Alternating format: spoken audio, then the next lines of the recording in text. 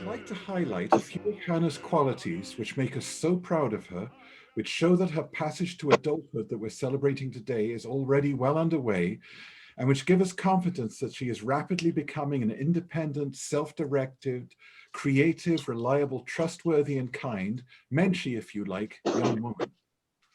When Hannah sets herself a task, she always completes it with calm determination.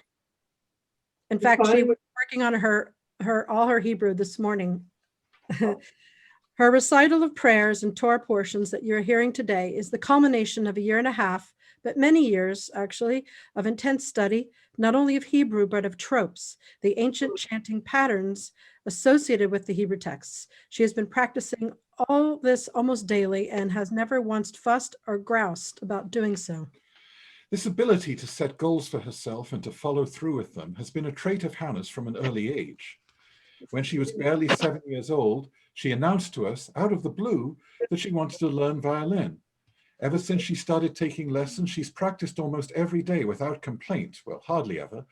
And since announcing to us in second grade that she wanted to learn a foreign language, she has worked hard on Latin and Greek almost every day, again without complaint, focusing intently on the task at hand, yet always sensibly pacing herself. Hannah's willingness to work her hardest without complaint to achieve her goals is also apparent in her own creative projects. She aspires to be a novelist and works on her writing up in her little garret under the eaves of our house almost every day, with the result that she has authored a hilarious satirical novella about her school experience and the secret emotional lives of seventh graders.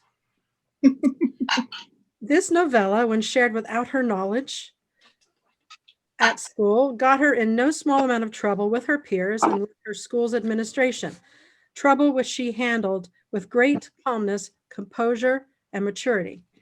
These qualities of Hannah's, her discipline and her calm, uncomplaining strength, coupled with a wicked sense of humor and a deep appreciation for irony, have, needless to say, been indispensable during the current pandemic.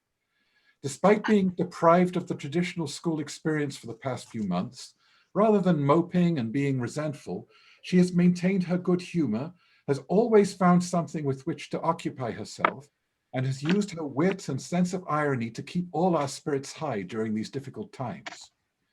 Never once has she used the situation we all find ourselves in as an excuse for self-pity and emotional drama. In fact, one gets the impression that she is looking out for our welfare just as much as we are looking out for hers.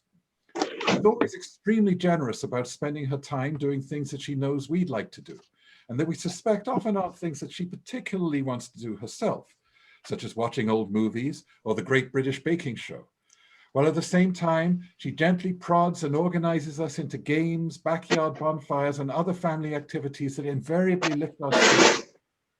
In short, she has been completely unselfish about the whole situation and has made the current circumstances a lot easier for us all to bear.